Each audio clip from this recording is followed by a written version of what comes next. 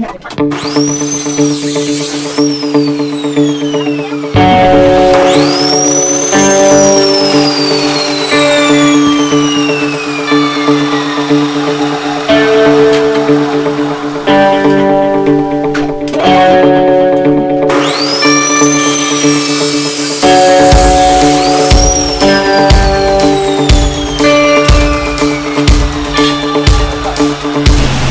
what's going on? So I'm here building my mini bike. Pretty much ripped my old mini bike up. If you look at my previous videos, you'll see that. Ripped up my old mini bike.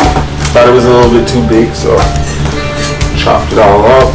Pretty much gonna notch some pieces right here for my wheels. It's gonna be for my axle. This right here is gonna be my rice. Put that in the back there. And got our wheels off of this one. We also got some suspension. Alright, see you guys soon.